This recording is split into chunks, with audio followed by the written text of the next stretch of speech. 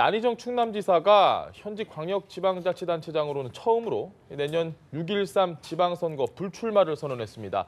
이제 6개월도 남지 않은 지방선거 레이스가 본격화할 것으로 보입니다. 네, 김현 더불어민주당 대변인 차명진 전 새누리당 의원과 함께 관련 이야기 나눠보겠습니다. 두 분 안녕하십니까? 네, 안녕하세요. 네, 안녕하십니까. 차 의원님, 안희정 지사가 예상을 조금 한 분들도 계시지만 결국 불출마 선언을 했습니다. 이 배경이 어디에 있다고 분석하십니까? 그러니까 지금 많은 분들이 안희정 지사의 충남지사 다음번 3선 불출마에 대해서 다음번 지방선거는 어떻게 되느냐 이런 고민을 하기보다는 이런 관심을 갖기보다는 오히려 여권의 다음번 대권 레이스가 어떻게 되는 거지? 오히려 이쪽으로 더 사실은 관심이 많잖아요. 네. 사실 그게 맞습니다. 제가 볼 때는. 안희정 지사는 현재 다음번 충남지사 3선 재출마에 대해서 본인의 여러 가지 그 입지, 당선 여부 내지는 여러 가지 이런 것들을 생각하기보다 우선 사실은 우리가 모두 다 알듯이 대권 레이스를 생각하고 그만 이제 출마를 한 거죠. 그렇게 봤을 때 지금 제가 말씀 나온 김에 하면 여권의 대권 레이스가 이렇게 좀 보이는 것 같아요. 벌써 보이십니까? 예. 한 3분 정도가 지금 이렇게 이제 앞서 있어요. 물론 이제 그 3분이 전부는 아닌데, 다 아시다시피 추미애 대표, 그 다음에 안희정 지사, 임종석 비서실장. 근데 이분들이 이제 과연 현재 상황이 어떤가? 제가 볼 때는 안희정 지사가 앞장서 있어요. 대권 레이스 여권에서의 조건은 3가지인데, 하나는 본인의 독특한 자기 기반, 또 하나는 대통령의 지지, 또 하나는 자기만의 색깔.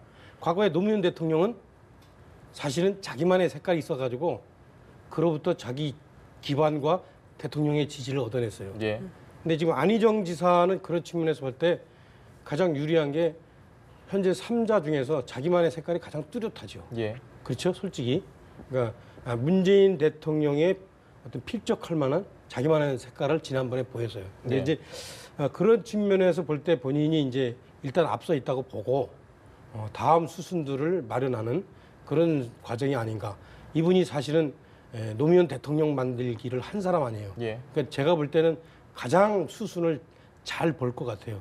그래서 앞으로 여권의 대권 레이스가 상당히 흥미롭게 되겠습니다. 미안하지만 지방선거에 대해서는 별로 저를 포함하여 국민들이 이 안희정 지사와 관련해서는 별로 관심이 없는 것 같아요.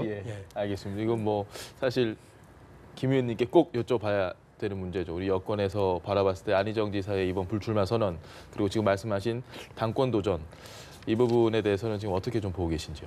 지금 차명진 의원님께서는 당권 도전에 대해서도 패싱을 하고 바로 대권으로 가셨어요. 근데 정치 일정에서는 어차피 지방선거, 그다음에 보궐선거, 그리고 총선, 대선 이렇게 이어지기 때문에 굉장히 깁니다. 앞으로 남아있는 여정 자체가 길기 때문에 대선을 준비하고 거기에 맞춰서 지금 정치 일정을 잡고 있다라고 얘기하는 것은 야당의 시각이고요. 저희가 볼 때는 일단은 지방선거의 불출마는 여러 차례 걸쳐서 이제 예고했던 것이고 공식적으로 이제 불출마하겠다는 입장을 밝힌 거고, 그래서 충남도지사를 이제 경쟁하는 분들이 아마 매우 이제 좀 발빠르게 움직여질 것 같고요. 그다음에 이제 보궐선거는 사실은 지금까지는 2군데밖에 예정되어 있지 않기 때문에 그건 좀 여지가 있다라고 보여지고요. 그다음에 이제 총선까지 진두지휘할 당대표가 누가 되느냐, 또 저희 당으로서는 굉장히 이제 중요한 과제이고요. 그다음에 이제 대권이기 때문에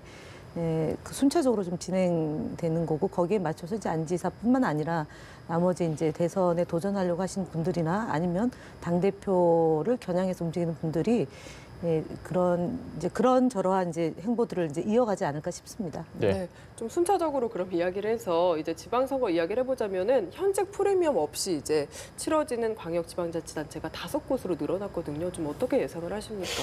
그렇죠. 이제 여러 가지 그 개별적인 요인에 의해서 현직이 없는 그 지방선거가 지금 크게 광역이 5군데나 있어요. 그래서 상당히 이제 앞으로 그 부분에 대한 소위 레이스에 누가 들어갈 것인가, 누가 뛸 것인가, 이게 이제 관심이 쏟아지는데, 그러나 그럼에도 불구하고 우리가 여태까지 알아왔던 그런 지방선거의 경험은 사실은 이제 현재의 정당 지지율, 예. 대통령의 지지율 이것이 사실 절대적 영향을 미쳐요. 그러니까 후보의 어떤 개인기 이런 것들은 점점 영향력이 적어지고 있습니다. 그래서 네. 현재 지금까지만 보면은 상당히 여권이 이번 지방선거에서 우세할 것 같아요. 그죠? 그러나 이제 그럼에도 불구하고 또 누가 나온 거, 어떤 얼굴이 나올 것인가 이건 또 하나의 관심 포인트는 이긴 한데 예. 여권에서 이 충남지사와 관련해서는 글쎄 그거는 몇 저도 뭐 여러 가지 생각하는 게 있는데 그건 뭐 저기 우리 김현 의원한테 여쭤보시는 게 맞는 것 같고 예. 일단 전반적으로 제가 볼 때는 현재까지는 여권이 유리하겠다. 아마 다음번 지방선거의 관전 포인트는 부산 경남을 어느 정당이 차지하느냐 이게 예. 아마 관전 포인트가 될 것 같다. 저는 이렇게 보여집니다. 알겠습니다. 지금 이 5개 광역지방자치단체장 현역 프리미엄이 이제 없어지는 곳 보면 거의 뭐 거물들이 많습니다. 홍준표, 이낙연, 안희정 이분들의 비어 있는 자리에 과연 누가 들어갈 것이냐 이 부분인데 솔직히 말씀드리면 지금 야당에서는 인물이 거의 많이 없다. 이 대구 경북 지역을 제외하고는 사실 많지 않다. 그래서 결국 여당 내 싸움이 될 것이다. 여당에서 아주 뭐 이렇게 말씀드리면 어떨지 모르겠는데 눈치 싸움이 이미 시작이 됐고 벌써부터 정리가 돼 가는 분위기다. 그래서 지금 현역 대변인이시니까 이에 대해서 한번 좀 여쭈고 싶습니다. 다음 지방선거의 판세가 여당에서는 좀 어떻게 지금 예측을 하고 계신지요? 일단은 그러니까 뭐 그 대통령 지지율 아까 말씀 3가지를 얘기했잖아요. 그 후보의 기반, 그다음에 대통령 지지율과 그다음에 그분의 뭐 후보 당사자의 가치와 철학과 노선 이런 예. 것일 수 있는데요. 지금 말씀하신 이제 그 전남이나 그러니까 사실은 더불어민주당의 텃밭인 곳의 선거는 뭐 크게 변수는 없을 거라고 봅니다. 당내 경선에서 우위를 차지하는 분이 아마 본선거에서도 되는 것으로 예. 봐야 되겠고요. 다만 이제 부산 경남 경우는 그러니까 경남 경우는 저희가 정말 이겨야 되는 지역 중에 하나입니다. 왜냐하면은 너무 오랫동안 한 지역이 한 정당만 지금 차지하고 있기 때문에 사실은 세력 교체를 좀 해야 되고 사람 교체도 좀 해야 되는 것이 됩니다. 그러니까 저희가 지난번에 뭐 김두관 그 경남도지사가 임기 다 채우지 못하고 그다음에 무소속으로 당선이 된 지역인데 그 외에는 대부분 이제 지금 이제 자유한국당 성향의 이제 의원이나 뭐 도지사가 되어서 도정을 운영을 했는데 그 사실은 뭐 무상급식의 문제나 아니면은 그 도에서 운영하는 의료기관의 그런 문제에 대해서 논란이 심했던 지역이지 않습니까? 경남의 경우는 그렇기 때문에 조금 더 도민들의 이익에 충실한 그런 그 도정을 펼칠 수 있는 후보가 나와서 제대로 좀 지방자치 분권의 정신을 이어가는 그런 형태가 되었으면 좋겠다라는 게 저희들의 바람이고요. 나머지 지역은 뭐 워낙 좋은 분들이 많아서 특히 뭐 충남의 경우는 지금 양승조 의원 중앙정치에서 사선을 했던 양승조 의원이 도전장을 냈고 그다음에 복귀왕 시장도 지금 도전장을 냈고 청와대에서 있는 박수현 대변인하고 나소열 비서관은 조금 약간 미지수이긴 하나 어쨌든 그렇게 뭐 현재까지 거론되는 분들이 그 정도이고 그렇다고 보면 이제 안 지사의 인기와 그다음에 도정을 운영했던 경험, 그다음에 능력을 안아서 어쨌든 할 수 있는 분이 경선에서 당선이 된다면 그분으로 갈 가능성이 높고 대전 역시도 뭐 저희가 물론 이제 선거법 위반으로 지금 정지가 됐지만 대전도 뭐 훌륭한 분들이 많이 있어서 저희가 잘 해낼 수 있을 거라고 봅니다. 알겠습니다. 제가 거기에 대해서 좀 이렇게 무모한 말씀을 하나 드리면 저는 박수현 대변인이 충남도지사의 여권 후보로 나갈 것 같아요. 그 이유는 이분이 2가지 그 조건을 갖추고 있어요. 하나는 청와대 대변인으로서 문재인 대통령의 신임을 받고 있다. 더 중요한 거는 2번째는 지난번 경선 때 안희정 후보 편에서 일을 했거든요. 그래서 2가지가 다 갖춰지기 때문에 아마 이 2가지를 고려한다면 아마 박수현 대변인이 후보를 하지 않을까. 물론 이제 그 문재인 대통령께서 지금 우리 지금 국정을 위해서 당신이 꼭 필요하니까 대변인으로 더 있었으면 좋겠다. 예. 이런 얘기를 하시면은 또 모르겠으나 현재 제가 이렇게 여러 가지 주변 상황을 보기에는 물론 김현 의원이 더 잘 아시겠지만 제가 볼 때는 박수현 대변인이 아마 여권의 충남지사 후보로 나가지 않을까라는 예측을 하는데 그러나 이제 이번에 그 지방선거의 판세와 관련해서 예. 제가 한마디만 붙이면 이러는 경우가 있어요. 여권의 후보가 지금 너무 많잖아요. 그래서 오히려 이것이 나중에 후유증이 올 수도 있어요. 예. 우리가 잘 생각하면 아까도 말씀하신 대로 야권의 후보가 없다 그러는데 이명박 대통령 처음에 서울시장 나갈 때 사람들이 안 될 거라고 생각했어요. 그 당시에 그분과 경쟁하는 홍사덕 씨가 더 인지도도 높고 예. 여러 가지 평판도 좋았어요. 그렇죠? 근데 이명박 시장이 그 서울시장 후보 되더니 서울시장 털컨이 됐고 그다음에 대통령까지 됐어요.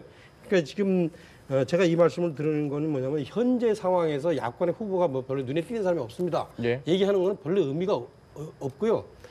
아까도 얘기했듯이 또 이 여권의 후보가 너무 난립해가지고 그게 오히려 자충수가 되는 수도 있고 예. 또 문재인 대통령의 지지율이 과연 지방선거 때까지 버텨줄 수 있는가? 예. 또 이것도 이것도 그 관전 포인트예요. 네. 이게 사실은 제일 중요한 거거든요.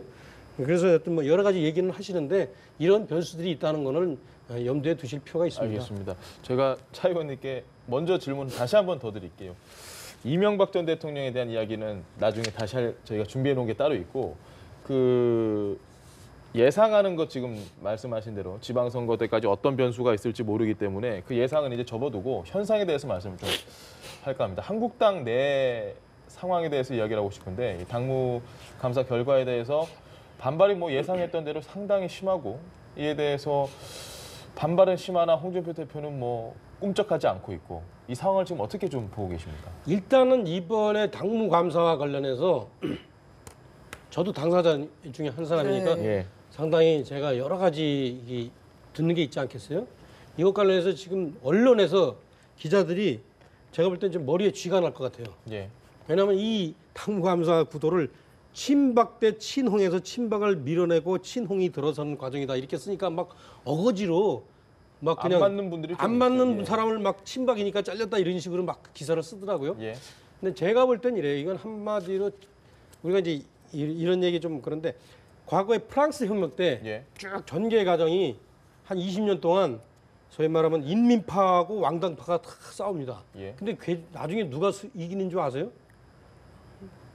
전쟁 잘하는 나폴레옹이 다 접수해가지고 자기가 왕이 돼요. 예. 황제가.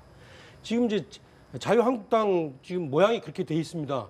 그 소위 말하면 이제 이 친박하고 비박, 탄핵 찬성파하고 탄핵 반대파가 예. 이렇게 싸우다가 서로가 지금 지치면서 이걸 누가 접수하고 있냐? 이제 홍준표 대표가 접수하고 있는 상황이에요. 그래서 지금 현재 이렇게 보면 제가 정확하게 읽어드리면 친박이었던 사람도 홍준표 대표한테 사실은 이제 뭐 이 표현이 좀 그래 백기를 든 사람은 이게 붙는다라고 표현을 이게, 그냥 붙는 사람은 이렇게 예. 이번에 이제 이렇게 여러 가지 사는 모양이 되고 전혀 상관이 없는 사람 친박 비박에서도 상관이 없는 사람들도 사실은 상당 부분 이렇게 잘라냈어요.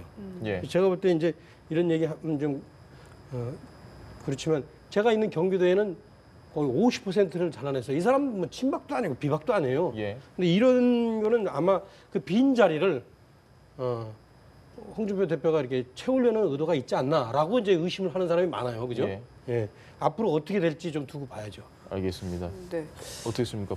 보고 계신 상황에서는 일단은 뭐 그 사실은 문제가 되는 분들, 그러니까 뭐 선거법이나 정치자금법으로 문제가 돼서 감옥에 가거나 아니면 예. 또 재판을 받고 있는 분들에 대해서 그러니까 국회의원이라 할지라도 이제 당협위원장에서 배제시킨 그 하나가 있고요. 또 하나가 이제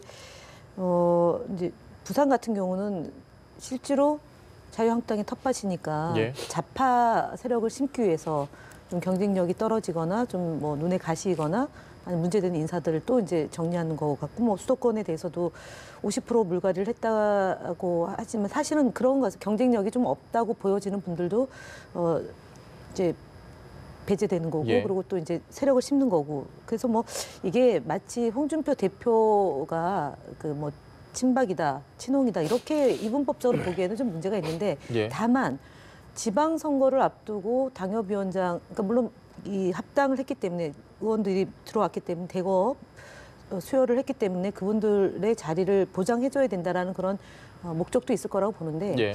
지방선거를 앞두고 당협위원장을 교체했다는 얘기는 잘린 분들은 굉장히 좀 억울할 것 같아요. 왜냐하면 그동안 이제 친박이니 하여간 그 정당의 지지율이 낮음에도 불구하고 지역에서 당협위원장을 했는데 예. 선거를 앞두고 교체를 한다는 얘기는 시의원이나 도의원에 대한 공천권을 행사를 못하게 되면 조직 기반을 잃게 되기 때문에 다음번 총선에서 굉장히 불리한 구도가 되거든요. 예. 그런 면에서 볼 때는 홍준표 대표가 이렇게 단행한 점에 대해서는 물론 자신의 세력을 심기 위함이 아니라 하더라도 지방선거를 앞두고 이렇게 하는 것은 세력을 심기 위한 하나의 승부수라고 승부수라고 보고요. 그다음에 최고위원회를 못 여는 것. 예. 인지 안 여는 건지 모르겠지만 이거는 유여의 최고위원 때문에 그런 것 같습니다. 아무래도 그러니까 이제 그런 현상이 있더라도 어쨌든 밀고 나갈 수밖에 없는 것이 예. 그런 세력을 구축해야지만 그 다음 총선까지도 내다볼 수 있기 때문이다라고 보여지는데 조금 알겠습니다. 무리한 건 있습니다. 예. 근데 이제 김 의원이 뭐 이 얘기 저희 다 하셨는데 뭐 경쟁력 떨어진 사람도 제거한 거고 그다음에 친박도 제거하고 친홍도 심고 다 그런데 저는 이게 우리 당 지도부에서 일정하게 공개적으로 그 사무총장님이 엊그저께 참 당이 잘 되기 위해서 이 한 일에 대해서 왈가왈부하지 마라 예. 라고 뭐 경고를 또 공개적으로 하셨는데 그럼에도 불구하고 저는 하고 싶은 얘기가 뭐냐면 그러니까 저는 경쟁력 있는 사람, 경쟁력 없는 사람을 꼭 떨어뜨렸을까에 대해서 동의하지 않는 게 대구에서는 딱 한 명 잘랐어요. 예. 대구에 있는 분들이 다 경쟁력 있어서 지금 살아남았다고 생각하세요? 그리고 경기도에서 지금 잘린 사람들 있죠? 예. 잘 보면 상당히 훌륭한 사람 많아요. 그분보다 훌륭한 사람으로 대체할 수 있을까? 저는 동의하지 않아요. 당의 지도부가 이렇게 좀 조심해서 얘기하라고 했음에도 불구하고 제가 볼 때는 아니거든요.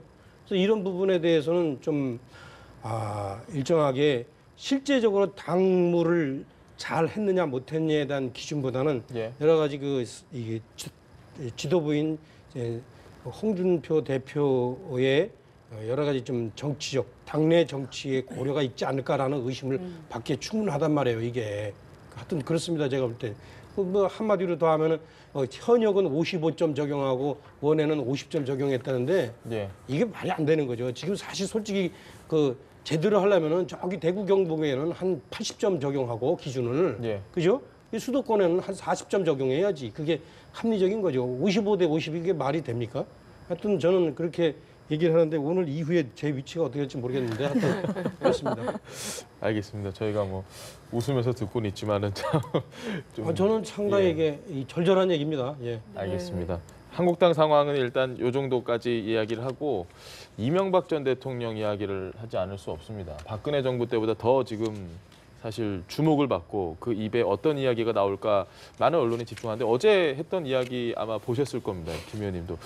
어제 그 이야기에 대해서는 어떻게 좀 생각을 하고 계십니까? 내용을 조금 그러니까 이명박 전 대통령이 좀 우회적으로 지금 현 정권을 비판을 했거든요.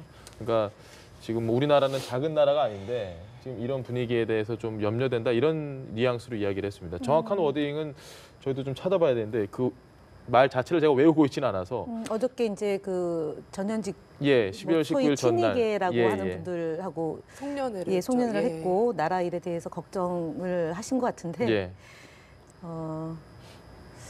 글쎄 진짜 나라 일을 걱정하셨으면 그렇게 하셨을까 싶습니다. 4대강 문제나 해외 자원 개발 문제나 방산 비리 문제가 있고 그다음에 그건 이제 대통령의 고유로 했던 것 중에 문제가 되는 것이 있었던 거로 국정원과 그다음에 군을 동원해서 정치에 개입하도록 했던 것이 지금 이제 법정에서 재판을 받고 있지 않습니까? 예.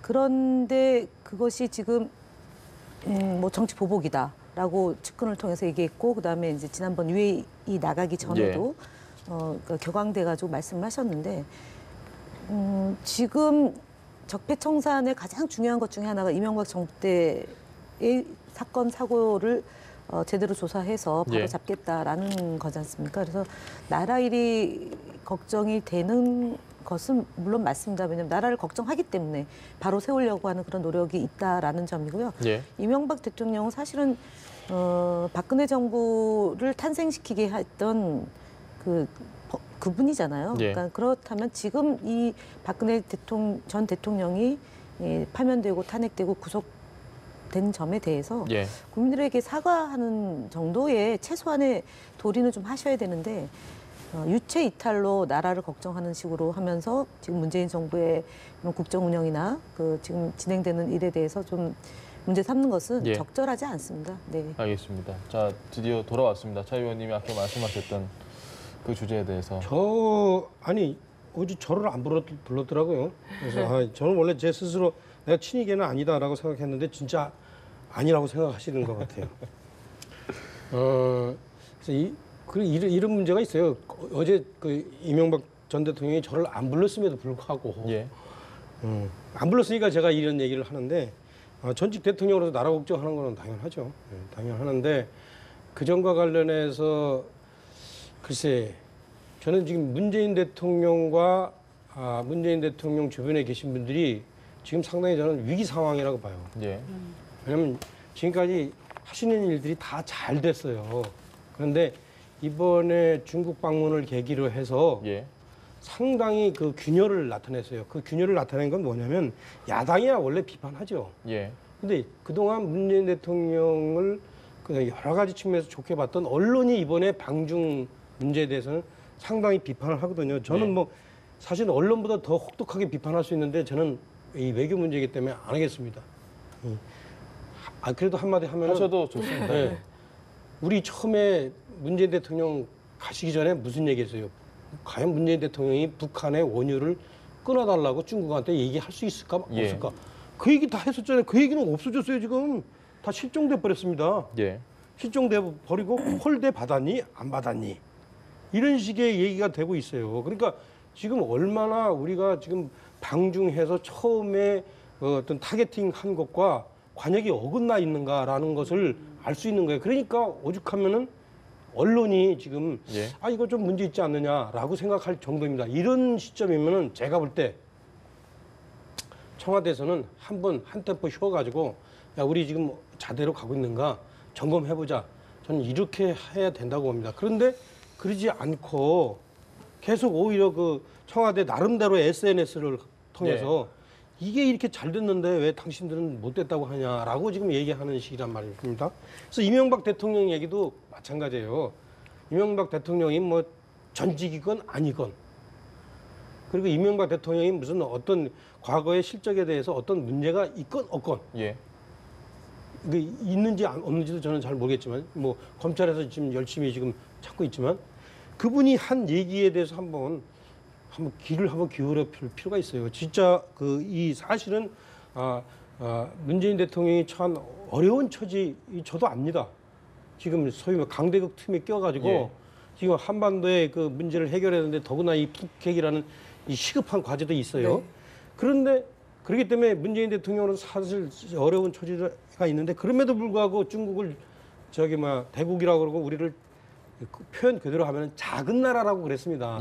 이거는 좀 실제 과공 아닌가. 그래서 아마 제가 볼 땐 이 이명박 전 대통령이 그래도 우리가 중견 국가인데 이 정도 올라왔는데 자부심을 가져야 되지 않느냐 얘기 한마디 한 겁니다. 여기에 대해서 글쎄 당신이 그런 얘기 할 자격 있냐? 이렇게 묻는 거는 저는 좀 위험하다. 그렇게 생각합니다. 이명박 전 대통령에 대한 질문인데 이게 어떻게 또 자연스럽게 문재인 대통령의 방중에 대한 이쪽으로 이어졌는데 한번 그러니까 지금 답변 한번 해주시죠. 뭐 야당이 중국 방문에 대해서 비판하는 것하고 이제 언론이 방중을 비판하는 것, 그다음에 원유 공급을 중단하는 것을 왜 요청하지 않았냐라는 건데 야당이 비판하는 것은 사실은 홍준표 대표가 일본에 가서 아베 만난 것, 그러니까 사실은 여야 외교의 문제에 있어서는 여야가 없다, 좀 초월해야 된다라는 건데 중국을 방문했는데 우회적으로가 아니라 직설적으로 이제 대통령의 외교 활동의 성과를 폄훼한 겁니다. 그래서 야당의 비판이 적절하느냐 문제에 대해서는 매우 부적절하다라고 보는 거고요. 그리고 그 아베 만났을 때 좀 굴욕적인 일을 당했는데 그걸 물타기하기 위해서 이제 문재인 대통령의 그런 중국 활동에 대해서 예. 폄훼한 거로 보고 언론의 방중 비판은 보수 언론이 늘 보면 그러면 어떻게 하라는 거냐. 예. 그러니까 예를 들어서 대통령이 중국 국민을 대상으로 그 식사를 하고 예. 그것을 홍보를 하는 것은 현지 중국에서는 굉장히 선풍적인 그 반향을 불러일으킨 겁니다. 네. 그러니까 중국 문화를 이해하려고 했던 대통령의 적극적인 태도에 대해서 그럼 이것을 할 때 중국 정부랑 상의를 안 했겠냐? 아닙니다. 대통령의 일정은 사전에 답사도 하고 외교부하고 조율을 다 해서 예. 일정을 하는 거기 때문에 중국 문화를 익히려고 했던 대통령의 그런 그 소박한 행보에 대해서는 굉장히 긍정적으로 봐야 되는 거고요. 예.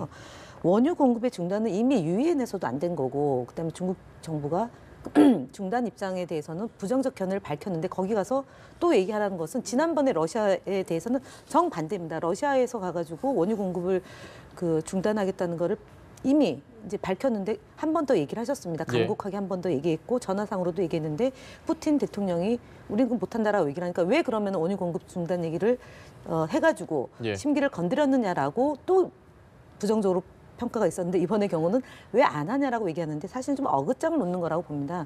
기본적으로 그 12월 연내에 간 것은 예. 중요한 건 경제적인 문제가 매우 컸지 않습니까? 매일 300억의 예. 손실을 보고 있고 네.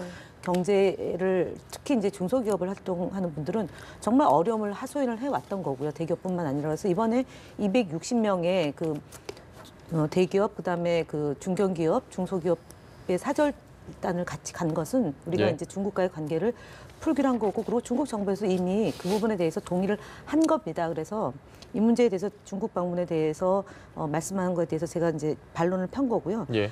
이명박 대통령에 대해서 제가 말씀드린 것은 국민들의 정서가 그렇습니다. 이명박 정부에서 벌어진 제반의 그 불법한 행위에 대해서 대통령이 아무 문제가 없는 것처럼 얘기한다는 것은 도리가 아닙니다. 국민에 대한 도리가 아니고요. 물론 현 정부에 대해서 이러저러하게 전임 대통령으로서 의견은 낼 수 있습니다. 그러나 예. 그것은 반면 교사를 해야 된다. 역지사지를 하고 잘못된 것을 반추하고 반성하는 그런 모습을 보이는 것이 국민들에게 도리다라는 점을 다시 한번 말씀을 드리겠습니다. 알겠습니다. 네, 오늘 이야기 여기까지 들어보겠습니다.